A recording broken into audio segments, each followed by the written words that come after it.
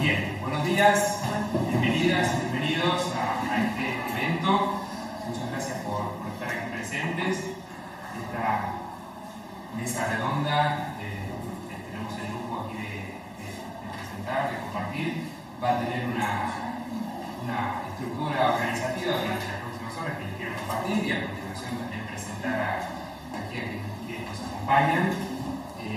Tenemos primero esta presentación, va a ser una presentación de Mario Greco, secretario de Cultura, Comunidad y Territorio de la Universidad Nacional de San Martín, y posteriormente vamos a tener un espacio donde van a conversar aquí los aquí presentes Juan Gattinoni, aquí a mi derecha, pastor jubilado metodista, ex secretario del Consejo Latinoamericano de Iglesias, trabajador de CONADEP, el profesor Filipe Ucel, Oscar Vicente Ojea, Junta, obispo emérito de San Isidro, expresidente de la Conferencia Episcopal Argentina, expresidente de Cáritas Argentina, a su lado Michel Slagen, rabino, doctor en filosofía, profesor en la Universidad de Buenos Aires, UNLAM Lusal, miembro titular de la Pontificia Academia para la Vida en el Vaticano.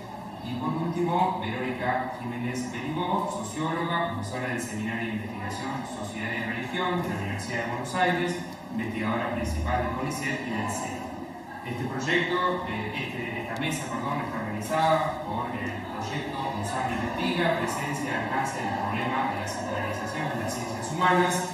Y también quiero agradecer, ante todo, a las autoridades de la Escuela de Humanidades, del Laboratorio de Investigaciones de Ciencias Humanas, de la carrera de Historia, el profesor Claudio Wingerno, y del Centro de Investigaciones en Historia Conceptual.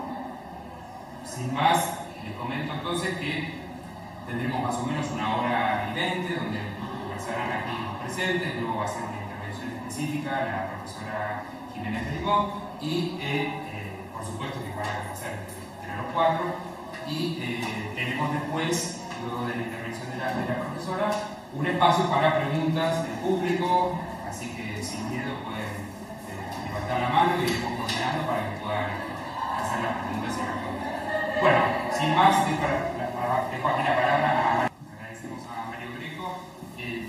Hay una serie de preguntas que estuvimos pensando con nuestro grupo.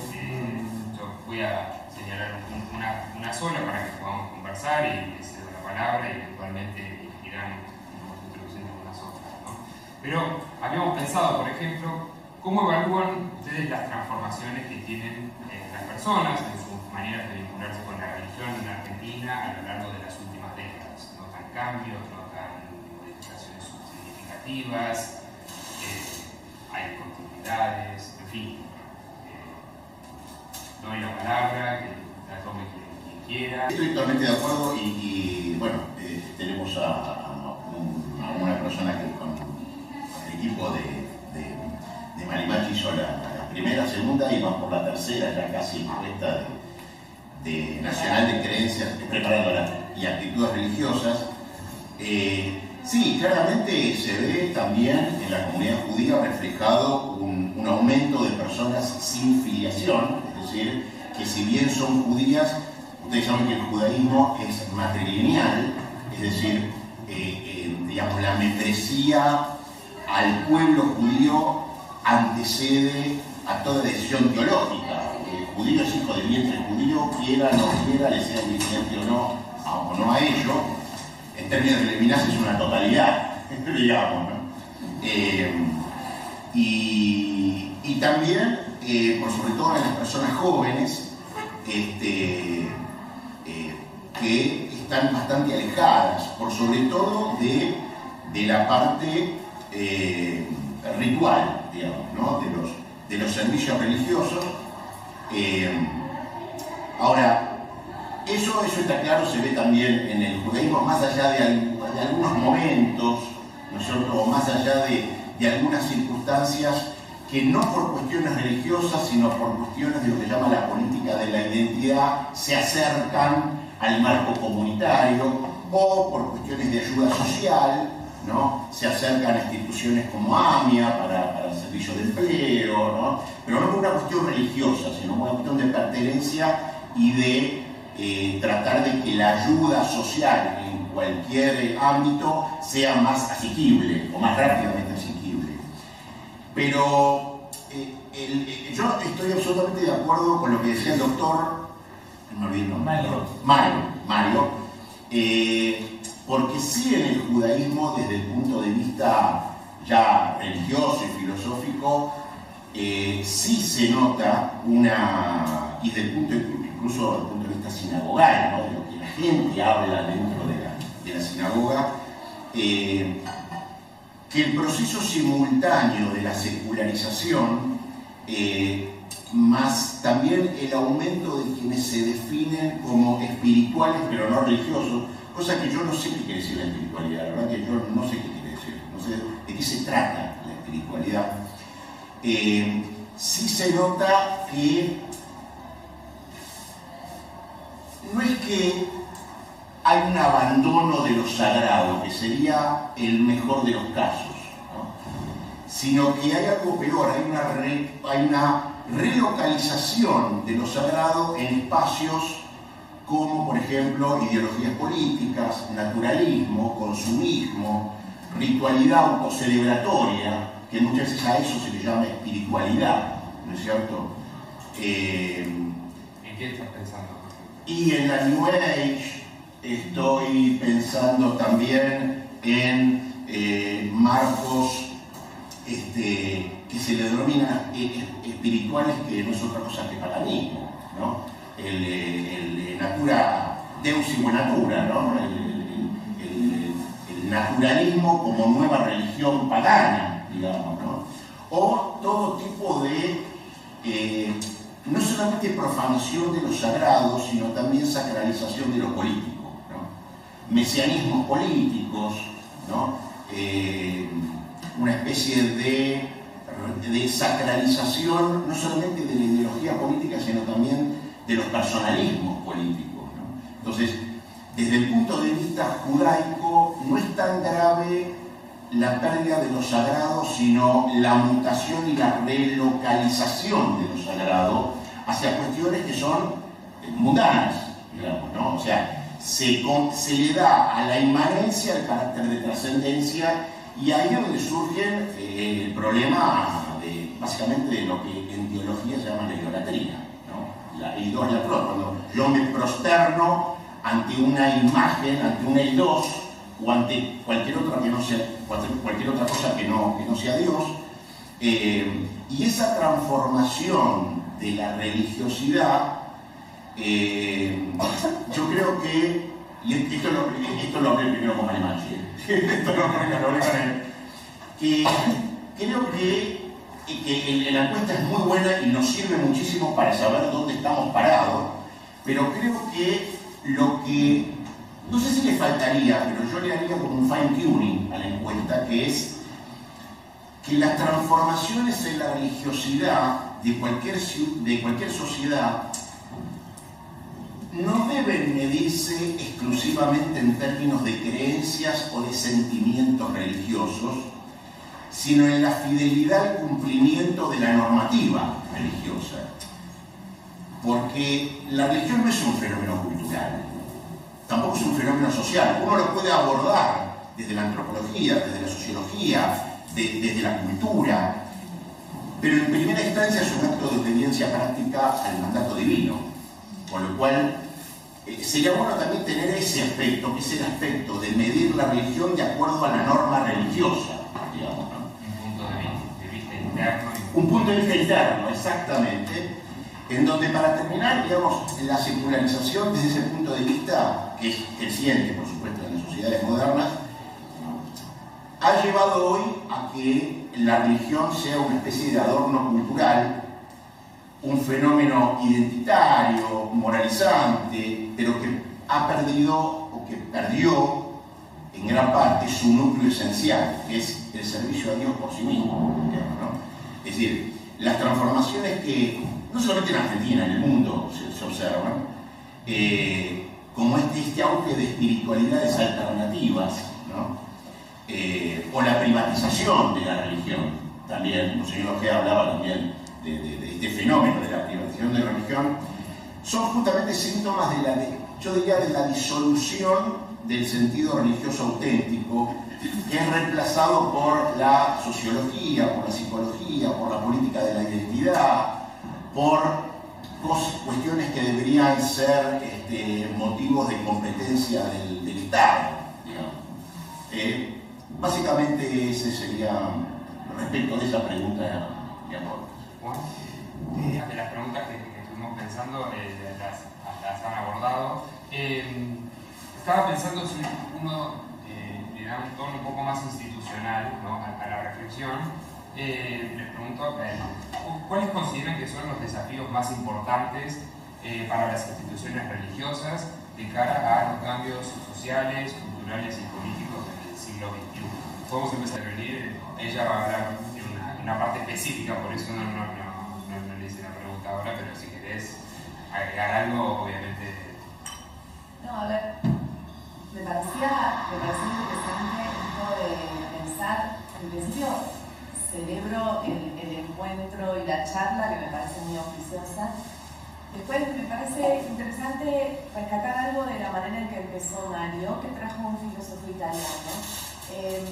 Dialogar con los italianos de la América Latina es muy bueno, porque los italianos son como un poco la periferia de Europa. Entonces, hablar de periferia a periferia es como sentarse en una mesa de café con un amigo. Y cuando Mario hablaba de esto, yo me acordé de un gran antropólogo italiano que se llamaba Ernesto de Martino, que tuvo como toda una reflexión antropológica. Él era muy marxista, profundamente gramsciano, gran lector de Gramsci, y a su vez un gran trabajador de campo, ¿no? Es decir, él iba a hacer expediciones hermosas donde llevaba un antropólogo, un etnomusicólogo, un psiquiatra, para estudiar determinados procesos. ¿Qué le interesaba de esos procesos? En principio había una búsqueda profundamente nostálgica de procesos que iban a desaparecer. Lo que él estudiaba era un tipo de ritual que se llamaba el tarantismo. Era un tipo de posesión cuando en los campos las mujeres, o los varones también, pero sobre todo las mujeres eran picadas por una araña, manifestaban una posesión. Esa posesión se curaba por un ritual, que era un ritual coréutico musical, en donde venían 4 o 5 músicos, tocaban toda la noche, la mujer bailaba toda la noche. Esa música era una música muy, muy agitada, muy movida. ¿Adivinen cómo se llama la música? Tarantela, exactamente. Entonces la tarantela viene de ahí. Lo que a mí me interesa de Martino y con la relación con esta mesa es que a Martino le interesaban los mundos que estaban desapareciendo. Y yo lo que quiero hacer es traer otra pregunta más, que es ¿hasta dónde nosotros estamos hablando de mundos que están desapareciendo? Cuando nosotros hablamos de esa religión que debería estar, como decía Oscar, ¿no? Yo decía, bueno, yo voy a una parroquia de Caballito y a cada vez más viejos, y cada vez menos personas. Cuando en otro momento nosotros pensaríamos que esa religión debería estar ahí, debería estar con familia, debería estar en una comunidad viva, y resulta que ya no está. Cuando Fischer dice, bueno, aparece otra cosa ahí, ¿no?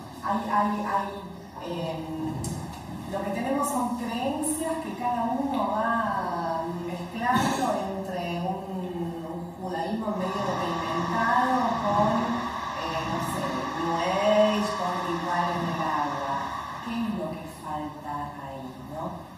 Cuando Juan dice falta, digo, si tenemos que comprometer con la polis que no está. ¿Dónde está la polis? ¿Cuál es ese lugar en el que aparece el odio? Digo, hay un centro donde de repente en el centro aparece el odio.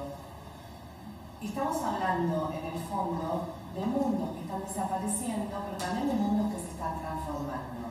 Entonces, una de las preguntas que a mí me parece interesante hacer aquí es ¿qué religión tenemos para estos mundos que se están transformando? ¿Qué instituciones religiosas aparecen para estos mundos que se están transformando?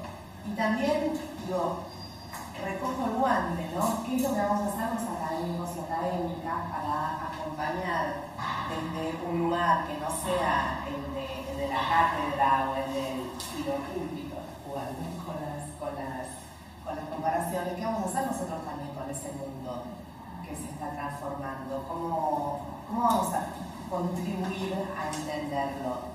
Desde América Latina nosotros ya sabemos que es como les pasaba a los italianos, la religión está. No importa si tenemos muchas teorías que nos hablan de secularización, que nos dicen que en algún momento la religión se va a ir. Nosotros sabemos, los que trabajamos aquí, que la religión está. Ahora, no está en la manera enlistada, no aparece de la misma manera, y aparentemente las instituciones en las que nosotros confiamos para ordenar ese mundo de lo religioso están teniendo problemas para ordenarlo, para discutir con él, para dialogar con ese mundo. ¿Qué hacemos con eso? Sí, por favor. Claramente, por más que se hable de la secularización, digamos, de hecho la secularización es un invento religioso, ¿no? La propia secularidad es un invento religioso. La religión crea la secularidad, bueno, al César lo que es del César y a Dios lo que es de Dios, y en Reyes, o hasta incluso en Deuteronomio, los reyes no podían ser de la casta sacerdotal, o sea, de los antecedentes de Aarón, ¿no? Tenían que ser descendientes davídicos, ¿no? Para justamente no mezclar lo que es la política y lo ejecutivo con lo religioso, digamos, ¿no? Ahora bien, los hospitales es un invento religioso, ¿no? La Iglesia Católica crea los hospitales, y por eso lo religioso atraviesa, digamos, el discurso público en muchísimos ámbitos, en categorías que se le escucha a la política, categorías de redención, categorías de sacrificio, categorías de libertad. Todas estas narrativas tienen un trasfondo religioso y hasta una dialéctica religiosa. Y lo mismo ocurre en la vida social, ceremonias cívicas, rituales cívicos, ¿no? Memoriales o rituales incluso populares también. Tiene su raigambre, y es muy obvio que tiene una raigambre religiosa o análoga con lo religioso, y funcionan como una especie de religiones civiles, digamos, ¿no? Ahora bien, estas huellas no solamente muestran que la religión sigue siendo un lenguaje simbólico fundamental en la política y en la cultura, no solamente en la Argentina, en la política y cultura occidental, sino que lo que sí sucede es que cuando se absolutiza, digamos, la ideología y se la transforma a la religión en un valor mundano, lo que se hace es convertir el objeto de devoción dándole un carácter religioso a algo que no lo es, ¿no? Eso es lo que es la desacralización o la sacralización de la política, y es cuando la política ya deja de usar el trasfondo religioso para conformarse una religión cívica en sí misma. Los nacionalismos, los cientificismos, incluso movimientos políticos que pueden operar como religiones seculares, en tanto reemplazan esa trascendencia, no solamente el lenguaje, sino la conceptualidad y la práctica religiosa, y la reemplazan por un ideal histórico o cultural. Ahí es donde el Estado se vuelve un ídolo y el nacionalismo básicamente una religión pagana. Los fascismos salen de ahí, digamos, ¿no? Darle al Estado el valor supremo, el valor de Dios, ¿cierto? Al cual ni siquiera se lo puede objetar. Esa fue la conclusión de Eichmann en su juicio. Dice, yo fui un ciudadano respetuoso de las órdenes que me dieron. Y este fenómeno creo que es el más peligroso a nivel social, no solamente para una u otra religión que pueden perder mayor o menor cantidad de fieles, sino para la sociedad en su conjunto, porque se politizan simbología religiosa y a la vez se sacraliza figuras históricas como si fueran objetos de culto.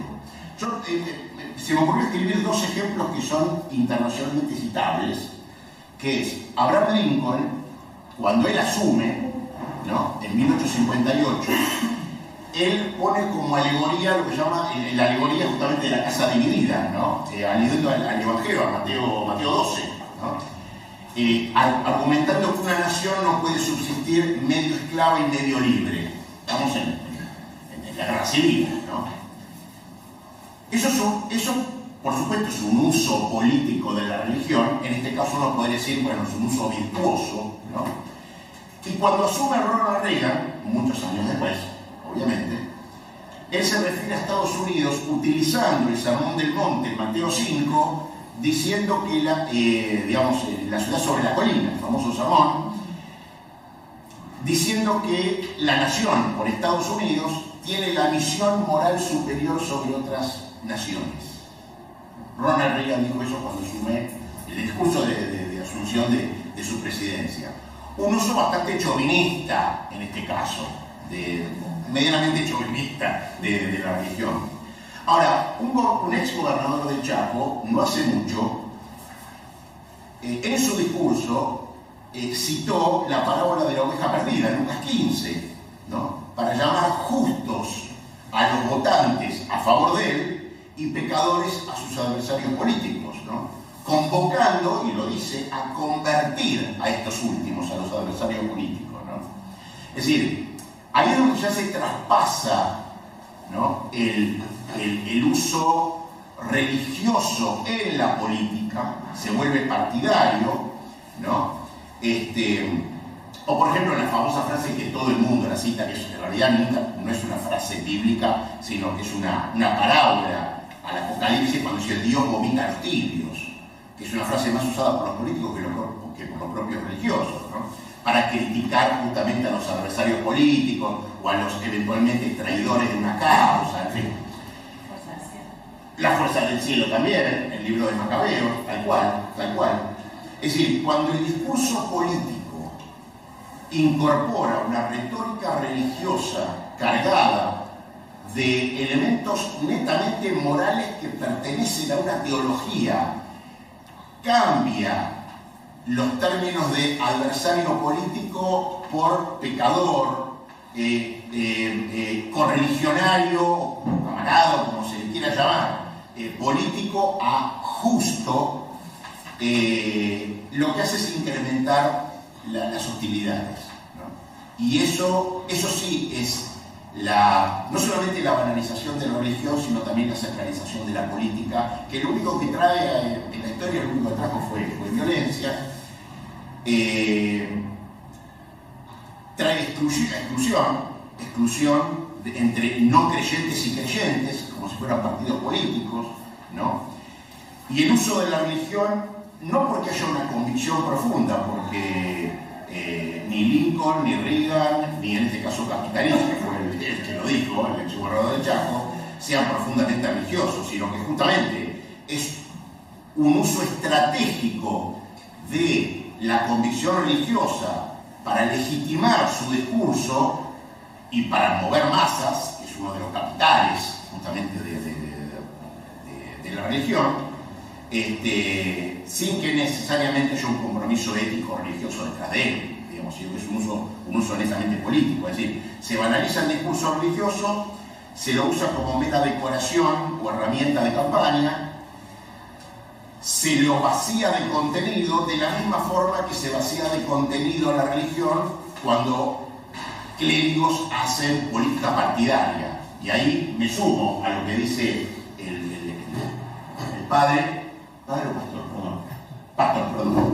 pastor, en donde una cosa es que la religión haga política, que tiene todo su derecho de hacerlo, y otra cosa es que haga política partidaria, que es otra cosa totalmente distinta. Entonces, sí creo que esta relación ambivalente, usada de ambos lados, tanto la religión usada por la política, como también la política usada por la religión, es absolutamente nocivo porque se pierden las esencias de cada una, se pierde la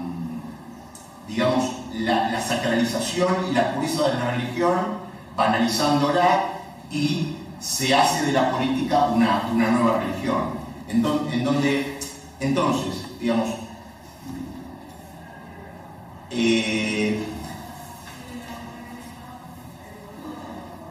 la religión, si bien, digamos, vista desde el punto de vista de la política, de la sociología, de la antropología, puede llegar a conducir a esa conclusión, la religión, al menos en el judaísmo, no está para satisfacer a nadie, ni siquiera al propio creyente, digamos, ¿no? No está para darle paz interior, para eso está la psicología, la medicina, la sociología, ¿no? La tecnología, para darle tranquilidad.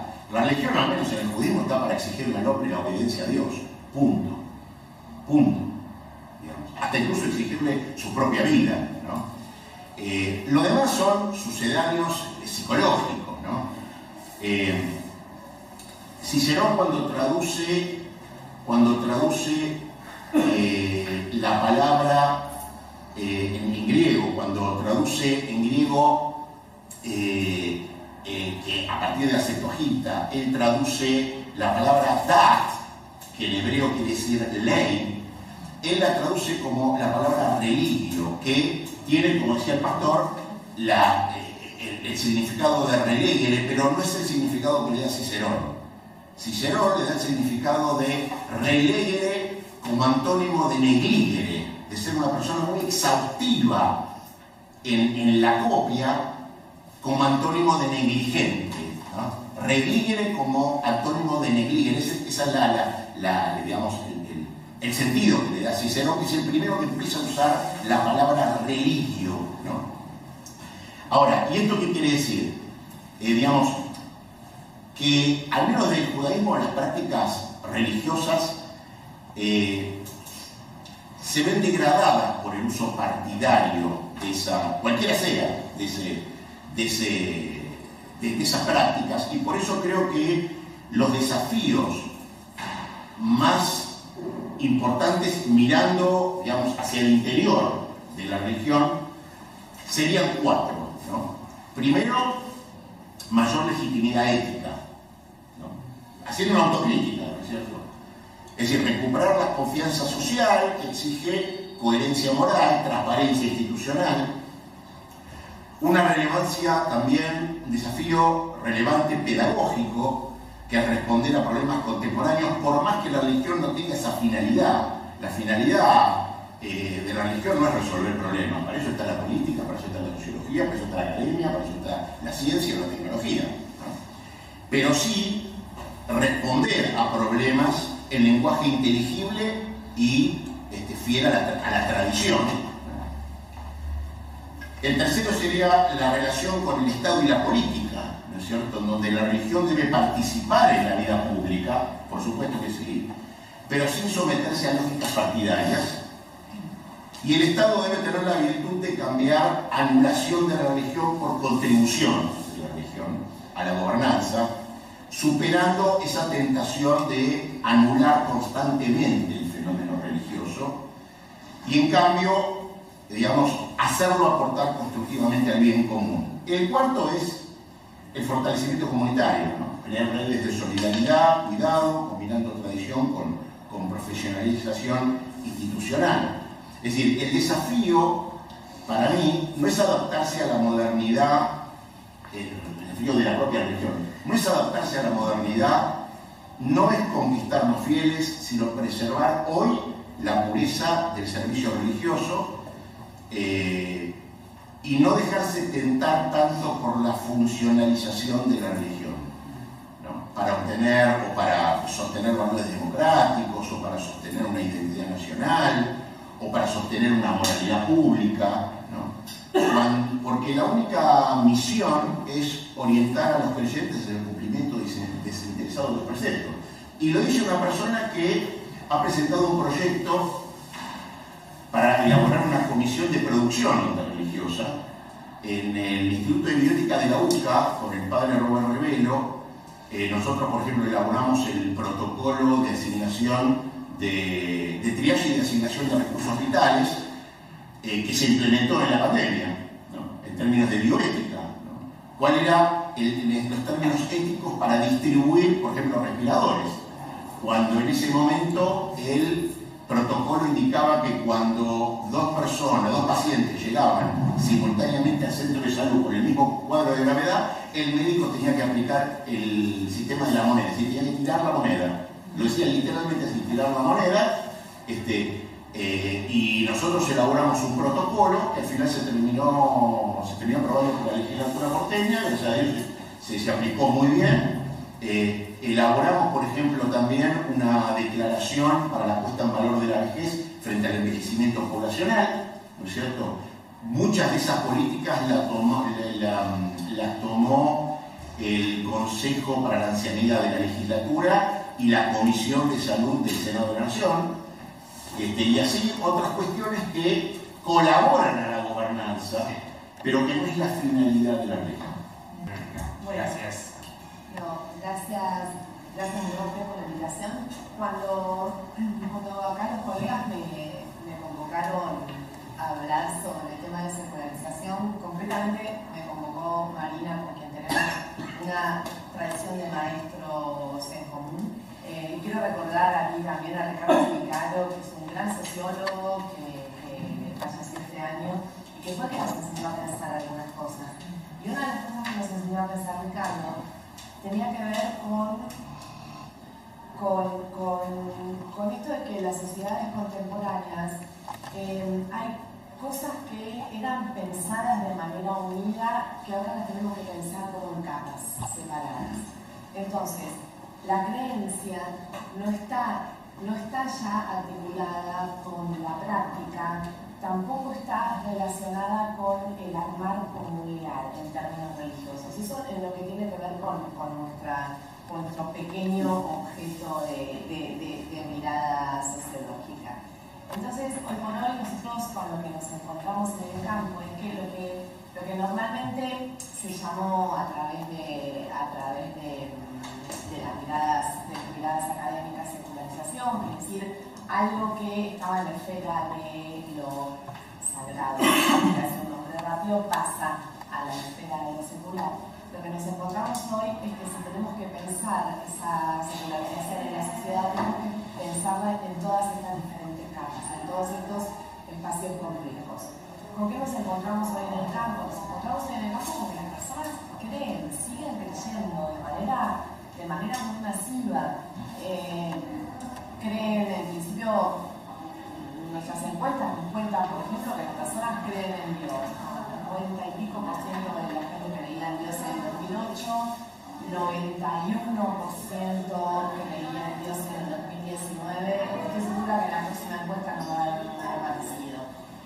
Crece también el crecimiento en otras cosas que no sabemos bien qué son, ¿no? No sabemos qué es la espiritualidad. Bueno, a nosotros lo que nos pasa es que las cosas sabíamos que era la energía, cuando salió que la gente creía en la energía, alrededor de un 70% de las personas creían en la energía. Pero lo cierto es que las personas creen en Dios, creen en la Virgen, creen en los santos, creen en los ángeles, creen en el Gauchito Gil, creen en la difunta Correa, creen de manera diferente, pero creen.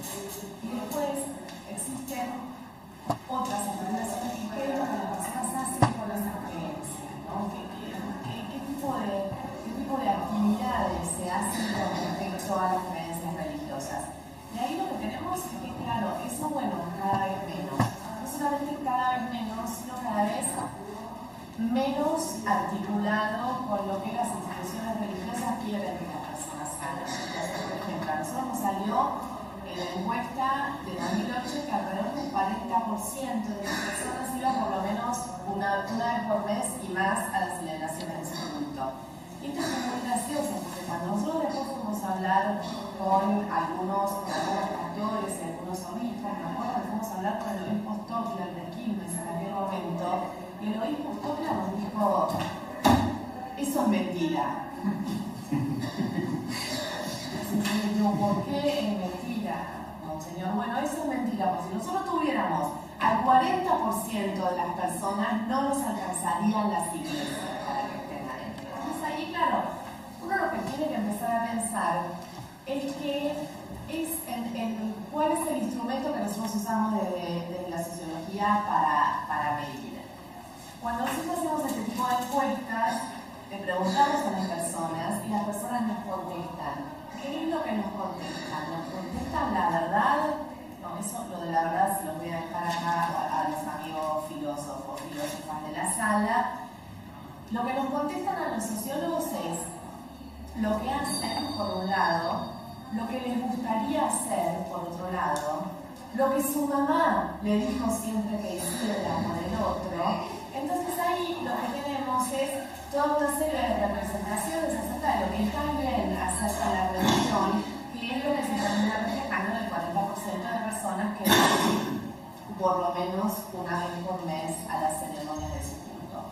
¿Para qué nos sirve a nosotros esto? Bueno, para saber que hay un cierto imaginario que todavía funciona en relación con lo que deberíamos hacer desde el punto de vista de la religiosidad. Ahora, así todo, lo que nosotros vimos, y esto sí es bastante impresionante, es que entre el 2008 y el 2019 incluso eso bajó.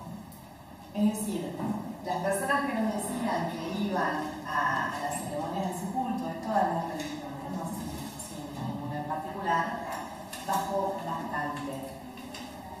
No bajó tanto la creencia, es decir, las personas siguen creyendo, pero cada vez aparece más desarticulada la idea de que esa creencia, que es personal, se relaciona con algún tipo de práctica.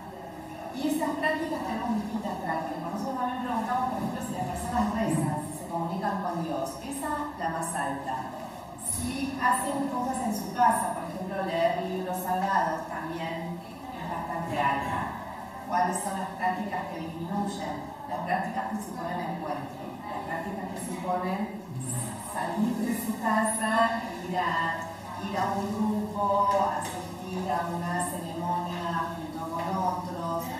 Entonces, ahí lo que nosotros estamos viendo son, bueno, acá se habló mucho de individualismo. A mí lo que me parece interesante es pensar la idea de individualismo, pero no pensarla en relación con la idea de autonomía, porque incluso esas personas que van a las ceremonias de su culto eligen ir a las ceremonias de su culto en cualquier lugar.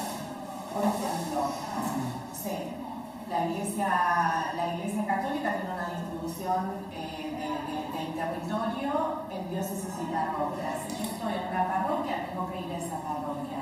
¿Qué es lo que vemos que pasa hoy? Bueno, y la gente no le quiere. Entonces, si hay alguna persona en Caballito con alguna sensibilidad que tenga que ver con conectarse con el prójimo, con una búsqueda de una comunidad diferente, no le cierra la parroquia de Caballito, lo escuchó a Oscar decir que bueno que es mi trabajo en la matanza, lo va a seguir a la matanza. Entonces se va a congregar en otro lado. Es decir, una búsqueda en donde incluso adentro de cada una de las comunidades hay una búsqueda de algo que me llene, de algo que me parezca auténtico, porque en realidad lo que parece marcar la forma de relacionarse de las personas, no solamente con la religión, y esto es lo que me parece importante, sino con sí mismas, con su proyecto de futuro, con la idea de tener o no tener hijos, con su propia, no sé, el desarrollo profesional. Es decir, la forma de pensarse tiene que ver con la búsqueda de una autenticidad.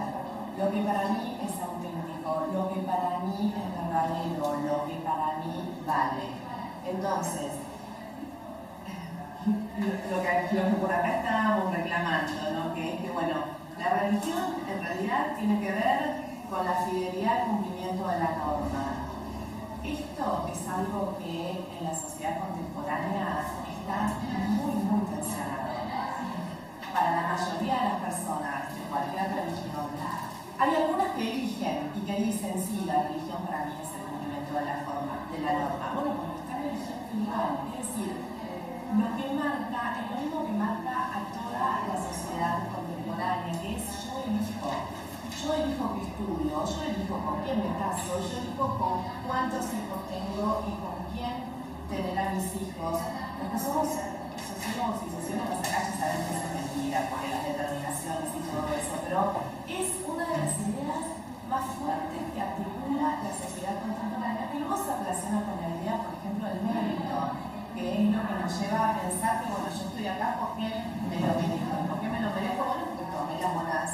religiones, porque elegí estudiar y no hacer otra cosa.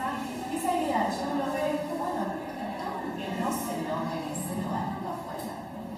Bueno, si yo no hice cosas bien, es un problema. Y ahí me parece que es interesante, porque yo creo que ese es el lugar en donde hay que pensar toda acción posible. Hoy por hoy, estos símbolos, los símbolos de los que ya sabemos que las religiones son portadoras y son fortísimas. El símbolo religioso llevando una bandera era fuerte en el 82-83. Fue recontra fuerte también en el 2016, yo no sé si se acuerdan ustedes, por ejemplo, en la marcha de San Cayetano, también con sacerdotes marchando al frente de esa marcha. Y fue siempre en todas las manifestaciones. Yo sé que ustedes se acuerdan en 2004 en las manifestaciones, por ejemplo, que hubieron en contra de la violencia, que encabezaba Bloomberg, el padre de Axel Bloomberg. Había 3 religiosos, un pastor, un rabino y un sacerdote. Es decir, la presencia de la autoridad religiosa ahí sigue siendo un simbolismo muy fuerte, porque la religión tiene mucho que decirle a la sociedad. Ahora, esa esfera pública, esa idea de que la religión está en la esfera pública y eso está bien, visible, funciona y no es discutido como podría ser discutido en otros problemas, en otros momentos, perdón. Sigue manteniendo la idea de que esa presencia en la esfera pública está para ciertas personas que eligen relacionarse con ese tipo de religión en la esfera pública, pero que en todo el resto de la sociedad la relación con la religión tiene que ver con el principio de la autonomía. Si a mí me gusta seguir el precepto, lo sigo, pero tengo que elegir seguir ese precepto. No es algo que define integralmente la acción religiosa. Si yo quiero ser solidario, entonces voy a ser solidario, pero es algo que tengo que elegir, porque lo que hace primar ahí, lo que ordena ahí es el principio de la autonomía, el principio de la libre elección y el principio de la autenticidad de la selección, seguir mi propio camino. Yo creo que para mí ese es uno de los mensajes más grandes que tienen las religiones. Pensar esa relación con la modernidad, que siempre ha sido una relación tensionada, una relación problemática, pero que hoy por hoy, frente a las religiones, que lo que llevan adelante son los valores de la comunidad, se vuelve cada vez más compleja. En un mundo cada vez más problemático, donde efectivamente los discursos de odio circulan y vuelven a veces imposible de hacer escuchar otras formas de relacionarse que no sean a partir del odio, a partir de demostrar al otro, a partir del insulto. Entonces a mí me parece que bueno, el desafío es enorme. Van a tener mucho trabajo. Sí, una acotación. Coincido absolutamente con que hoy el yoísmo y la egolatría de pretender o de creerse autónomo anula todo lo que es la heteronomía, ¿no? Pero justamente esa es la diferencia entre creencia y religión. En la religión yo estoy comandado a obedecer un mandato y la religión es institucional. Es más, el judaísmo no tiene que ver ni siquiera con la creencia. Ninguno de los 10 mandamientos dice que yo tengo que creer en Dios. La creencia es lo que se manifiesta a través de lo que yo hago. Digamos, yo rezo 3 veces por día y hago lo que Dios me dice en su libro, claramente creo en su existencia porque soy fiel, ¿no? El peligro está en confundir creencia con religión. La religión es una institucionalidad. La creencia es subjetiva, uno puede creer en una energía, en una pared, en un fetiche, uno puede creer en cualquier cosa. Eso no quiere decir que sea una religión, ¿no? Los cultos tampoco no son necesariamente religiones. Yo creo que ahí habría que hacer una diferencia. porque en el caso del judaísmo la religión demanda absolutamente la heteronomía sin perder la autonomía. Es decir, la autonomía existe, el libre albedrío está, ¿no? Pero el hombre habilita su humanidad y sale de su animalidad a través del cumplimiento del mandato externo, porque si no, uno estaría obedeciendo o haciendo culto de su propia egolatría, de su propio libre albedrío, de su propia decisión, de la ciencia, de la racionalidad o de lo que fuera, ¿no? Con lo cual, ahí sí se da de bruces, como decía Marcuse, la hipertrofia de la autonomía moderna, ¿no? Una característica hipertrofiada, respecto de la demanda religiosa que llama a mantener la autonomía en cuanto al libre albedrío, por supuesto, pero ante un llamado, ante un ser convocado por la heteronomía. Porque en la autonomía no hay trascendencia, en la autonomía hay inmanencia, hay individualismo, hay la famosa frase de los misticismos realmente son todos inmanentistas y por ende individualistas, ¿no? Está la famosa frase talmúdica que dice Ani et nafshi nitzal, que es decir, yo mi alma la salvé, punto, ya está. Bueno, en cambio la trascendencia obliga a la comunidad porque yo siempre hablo en plural, ¿no es cierto? En ese sentido. Con lo cual, la religión en ese sentido sí está llamada a romper el narcisismo del yoísmo, del yo elijo, de yo voy porque me gusta, ¿no es cierto? Y si no, no me gusta. Y por otro lado también hay que diferenciar lo que es creencia de fraseología, digamos, ¿no? Yo no puedo decir que el pueblo americano es un pueblo profundamente creyente porque en el billete dice "In God we trust". Eso es fraseología. Digamos, eso no quiere decir que el pueblo sea un pueblo creyente y mucho menos de algún culto en particular. De la misma forma que tampoco puedo decir que la legislación en Argentina se basa en la racionalidad de Dios cuando en el preámbulo de la Constitución dice tomamos a Dios como fuente de toda razón y de justicia, ¿no?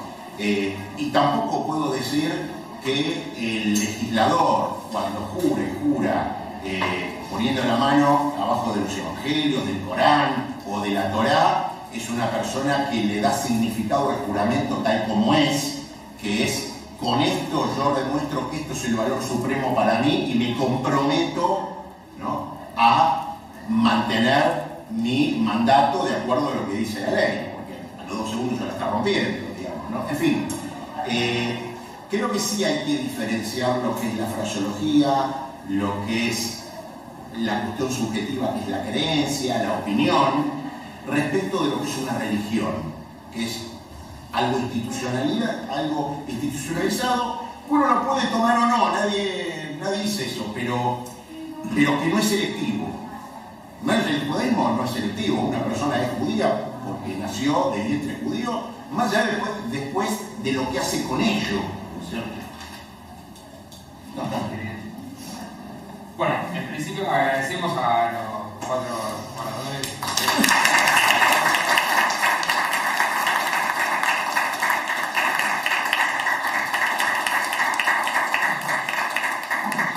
Tenemos unos minutos ahora para hacer preguntas, así que yo voy a ir tomando nota de quienes levanten la mano. Les pido por favor, porque ya veo varias manos levantadas, que sean preguntas breves y también respondan brevemente. Les pido por favor, así podemos circular la palabra. Claro, sí. Bueno, gracias por las intervenciones. Hay 2 ideas que han sobrevolado las 4 intervenciones y que me parece que van en direcciones diferentes. Es una contradicción entre estas 2 ideas. Una es el problema del aumento del individualismo, acompañado por una baja comunitaria o de congregaciones fieles, y al mismo tiempo el aumento considerable en esta época del peso de la religión en las decisiones políticas, o más bien, yo diría, un triunfo de la trascendencia como criterio legitimante del poder político. En el documento del Departamento de Estado de Estados Unidos de marzo, dice: nosotros tenemos una deuda en Estados Unidos con la cultura europea, es decir, con Aristóteles y con Santo Tomás.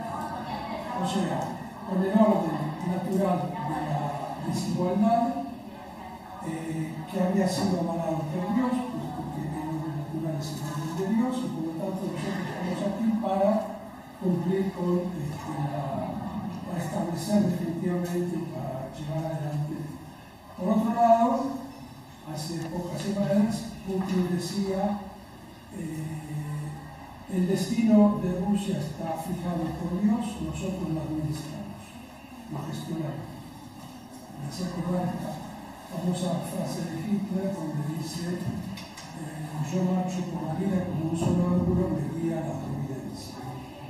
Entonces, es más, atacando a Zelensky y a la defensa ucraniana, Putin dice: el problema no es que sean judíos, el problema es que son sin dioses. ¿No?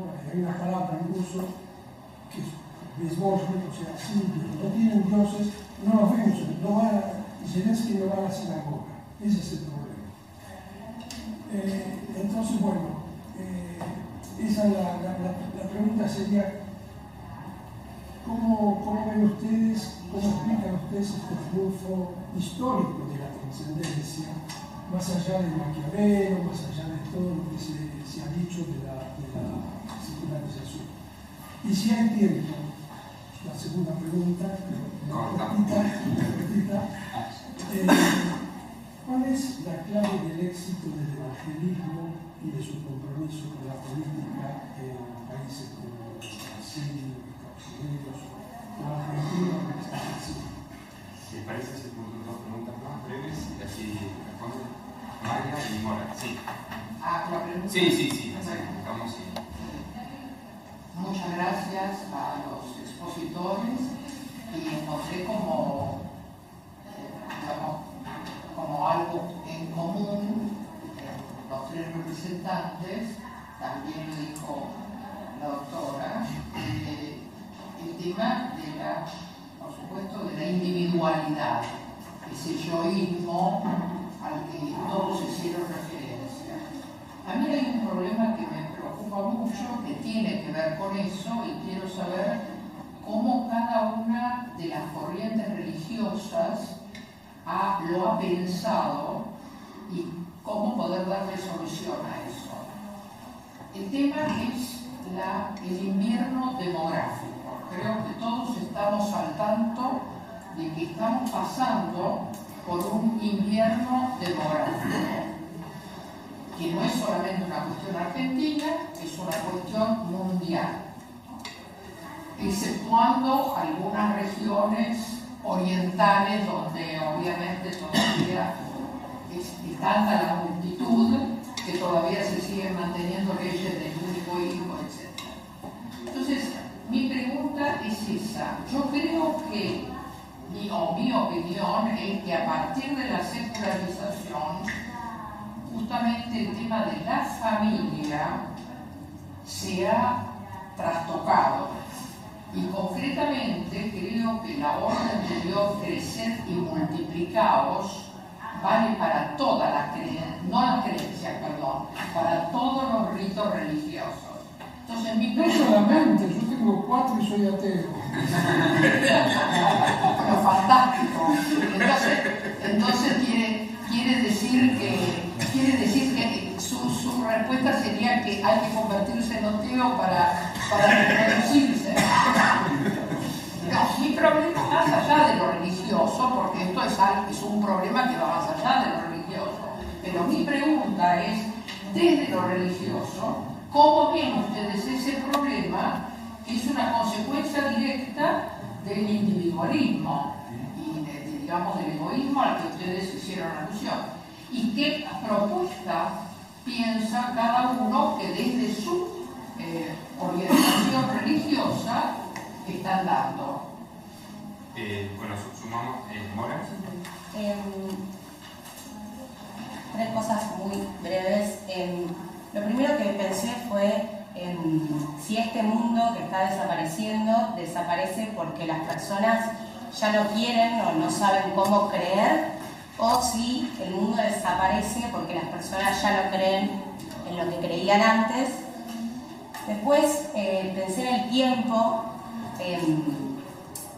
que creer, o sea, una creencia como que hay que sostenerla en el tiempo, ¿no? Porque uno puede creer, pero después tiene como que ejercerlo, defenderlo. ¿Qué estrategias puede tener la religión para que se sostenga esa creencia en el tiempo? Algo que para los jóvenes nos resulta difícil, ¿no? Sostener algo en el tiempo como con convicción. Me parece que este es un problema bastante importante. No, o sea, no solo dar obediencia, sino que eso se sostenga. Y lo último es en relación al individualismo, y me parece que el bastión en contra del individualismo es la fraternidad. Y me pregunté dónde empieza, dónde se germina esa fraternidad, y me acordé de algo que dijo el Papa Francisco en 2013, que como que convocó a los jóvenes que hagan lío. Como que expresen esa indignación por las injusticias, ¿no?, humanas. Entonces, de alguna manera, aquello que nos une como hermanos es el hecho de que tenemos, de que somos, bueno, todos partes de lo mismo, y cuando a un hermano le falta algo, lo expresamos, ¿no? Como un poco expresar esa desesperación que hablábamos al principio. Y mi pregunta, entonces, como esa tercera pregunta, es si la religión entonces no tiene que asumir un poco el caos de la realidad para que se vuelva una creencia, como articular, como que me parece que, no sé, capaz es un poco polémico, no sé, pero bueno, muchas gracias por Respecto de la trascendencia. Bueno, la religión no es sinónimo de trascendencia. Con el concepto de trascendencia se pueden hacer barbaridades, porque ¿qué es lo que yo pongo como valor trascendente? ¿Una nación, un estado, una raza? No sé, una etnia, digamos. Una cosa es Dios y otra cosa es trascendencia. Para Kant, los imperativos categóricos eran trascendentes. Él ponía la razón formulada en el imperativo categórico como valor supremo para dictaminar aquello que es correcto o aquello que es incorrecto. Y lo mismo pasa con la conciencia. Cuando dice, no, si una persona que hace las cosas a conciencia. Conozco muchos psicópatas que también hacen cosas a conciencia. Con lo cual la conciencia ni la trascendencia es sinónimo de justicia o de bondad, digamos, ¿no? Depende de cómo yo localizo esa trascendencia o esa conciencia y en qué lugar lo pongo, ¿no? Respecto del invierno demográfico, bueno, este envejecimiento poblacional, que ya está absolutamente demostrado, digamos, ¿no?, en donde la tasa de natalidad es mucho mayor, es mucho menor a la tasa de mortalidad, y la gente vive más, gracias a Dios, por todos los avances técnicos, pero hay una baja de tasa de natalidad muy significativa en todo el mundo. En todo el mundo. Bueno, a ver, se debe también a la política, ¿no? A la política. En Europa la baja de tasa de natalidad es absolutamente extrema. Bueno, se debe a que siempre se atacó a partir de ese individualismo, pero es un individualismo devenido del utilitarismo, ¿no es cierto? De una ética utilitaria que es la que rige hoy la ética occidental, ¿no es cierto? Una ética utilitaria fundada por Jeremy Bentham, luego sistematizada por Stuart Mill, en donde justamente se ataca a los dos polos más débiles, ¿no? Al niño por nacer y al anciano, el aborto y la eutanasia. Entonces es lógico que haya caído los niveles de natalidad. Es absolutamente lógico. Si se promociona el descarte del ser humano en su etapa más vulnerable, ¿no?, antes de nacer y en la vejez. O sea, lo único que queda es la parte operativa, que es lo que resulta lo más utilitario. Por eso hablo yo más de utilitario que individualismo. O sea, van de la mano, son coadyuvantes, obviamente. Respecto del mundo que está desapareciendo, yo no sé cuál es el mundo que está desapareciendo. No sé cuál es el mundo que está desapareciendo. ¿Desaparecerá el mundo? Para algunos que se han aferrado a cosas absolutamente volubles. No sé qué mundo está desapareciendo. Yo veo más el peligro en lo que es la cuestión laboral frente a la inteligencia artificial, que Lufthansa hoy dijo que de acá al 2030 va a echar más de 4.500 empleados, por sobre todo en la parte administrativa. No sé cuál es el mundo que está desapareciendo. Guerras hubo siempre, desde el Génesis hubo guerra. El primer genocida fue Caín, que mató al 25% de la humanidad. Adán y Eva, Caín y Abel.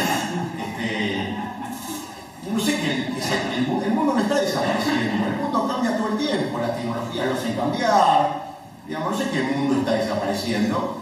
Y respecto de sostener en el tiempo, a ver, es una muy buena pregunta. Vos creo que lo has hecho, ¿no? Sostener el tiempo. A ver, esa es la parte de la autonomía, ¿no? La parte de la autonomía es que, y por sobre todo en la religión, yo hablo desde el judaísmo, en el judaísmo la palabra emuná no quiere decir fe, en tanto confianza, una especie de operatividad, sino emuná quiere decir fidelidad. Perdón, ¿qué dijo? ¿Inmuna? Emuná. Ah. Es aguda, emuná. De ahí viene amén, ¿no? El Melech Neemán es un acróstico. Digamos, Dios, soy fiel al Dios fidedigno. Ahí está. El Melech Neemán, ¿no? En donde es una decisión axiológica, digamos, la cantidad son cientos de miles que salieron de la esclavitud de Egipto, fueron los que más vieron las 10 plagas, los portentos, las maravillas. A los 2 días estaban haciendo el becerro de oro, estaban fijando. Digamos, nada desde afuera, ni siquiera el evento más milagroso, me va a despertar a mí fidelidad o fe. Eso es una decisión axiológica. Es una decisión interna. Pero de la misma forma que son todas las decisiones axiológicas, no solamente en la fe. Si yo le pregunto a un bombero, sabiendo que la persona va a entrar al edificio y seguramente no solamente va a poder rescatar, sino que por ahí él va a quedar sumido en la llama, ¿por qué lo hace cuando la razón le diría que no lo haga? La persona dice, porque yo decidí hacer esto. Esa es la diferencia entre valor e interés. El valor es aquello que es una decisión que no tiene una causa, porque si no la causa sería el valor, ¿no? Y que propone todo lo demás. El interés es algo que, ni bueno ni malo, son cosas distintas. El interés es algo que yo hago a cambio de otra cosa, ¿no? La religión es un valor, no me viene a satisfacer absolutamente nada.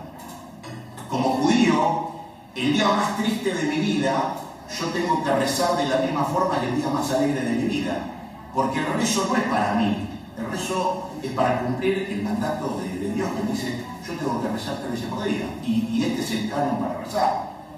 Digamos, esa también es la diferencia entre religión y creencia. Las creencias generalmente son para suplir una necesidad, ¿no? Y la necesidad tiene que ver con un interés, muy legítimo, por supuesto. Acá no, acá se trata de un valor, y el valor siempre demanda, nunca satisface. Y por último, el tema del caos. Siempre va a haber caos. El mundo surgió a partir del caos. Todo babó, el mundo era caótico. Ahora, no es que la religión, por lo menos desde el judaísmo, viene a arreglar el caos. El caos es parte de la realidad.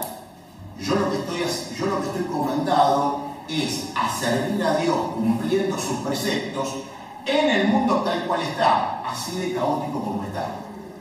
Porque si no sería escindir la realidad en una especie de escapismo, ¿no?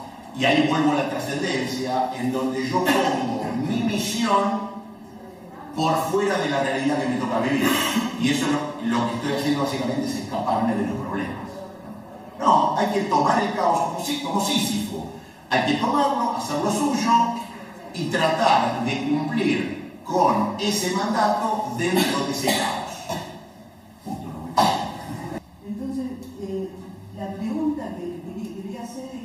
entrar como más en detalle con respecto a la experiencia del individualismo y del aislamiento, y también en la sociedad, pero también en la religión, ¿no? Porque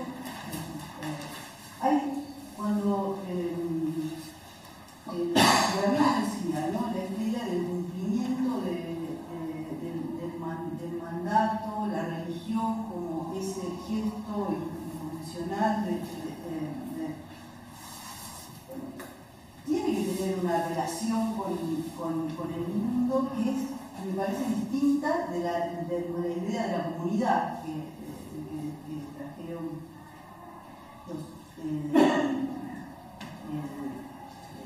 los demás, ¿no? Como la idea de la fraternidad, la comunidad.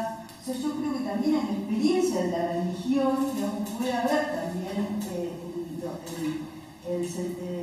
un sentido del individualismo y del aislamiento, pero bueno, yo tengo una curiosidad por ver. Pero eso, ¿con qué experiencia fundamental lo podemos relacionar el individualismo hoy? Gracias. Yo no sé qué es experiencia religiosa, de verdad, no sé qué. Yo sé que es una expresión que se usa mucho, una experiencia religiosa. Yo voy a contar una anécdota, muy cortita. Una vez vino un muchacho, yo vivo en el barrio de Flores, y vino un muchacho que yo conozco, que es de la comunidad, nunca viene a la sinagoga, nunca viene. Y una vez vino, se ve que no sé, habrá visto alguna película, no sé qué habrá visto, me dijo, quiero tener una relación con Dios. Eso fue.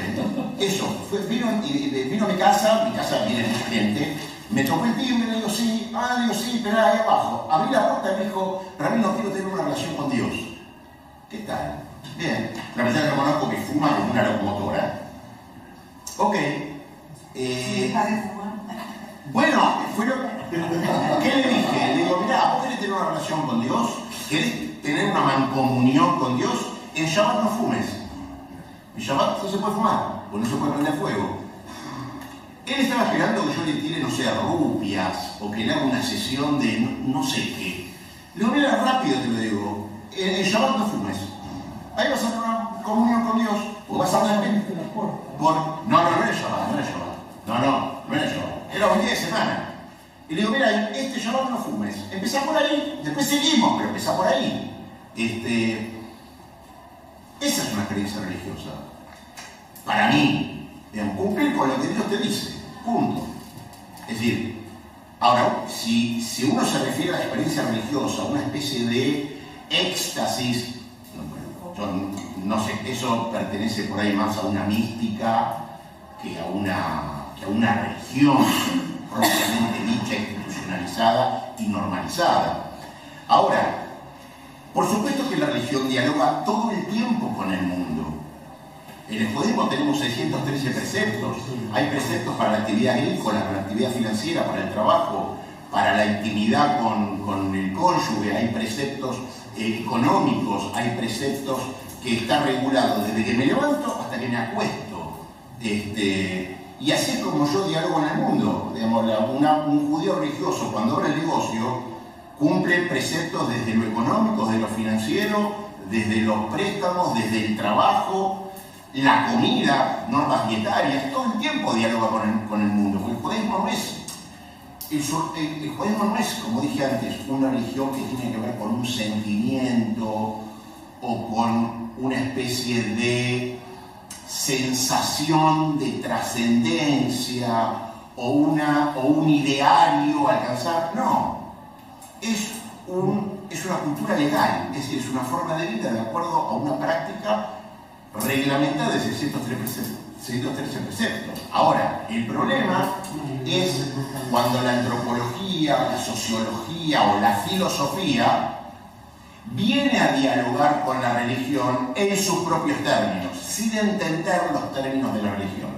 Y lo que hace es sociologizar, psicologizar un fenómeno y trata de embutir un fenómeno como lo hace Durkheim, por ejemplo, como lo hace Weber, que no entienden demasiado y lo embuten en sus propios términos, enajenando aquello o su propio objeto de estudio, ¿no?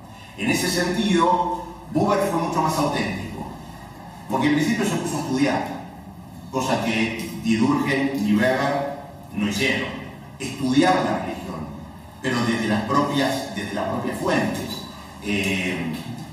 Y yo creo que ahí viene por ahí esa escisión dialoguista, en donde muchas veces desde la ciencia o desde las humanidades se dicen, y yo soy doctor en filosofía, digamos, yo hago filosofía judía todo el tiempo y mi trabajo es traducir las categorías religiosas en función de ayudar a la gobernanza, digamos, ¿no? Es ética, yo trabajo en bioética, es ética aplicada. Pero el problema es más del lado de la filosofía, en este caso yo hablo de lo que yo sé, digamos, de la filosofía para la religión, que intenta canonizar la religión en categorías filosóficas, que de la religión a la filosofía. Maimónides entendía perfectamente la filosofía. Tomás de Aquino, ni hablar.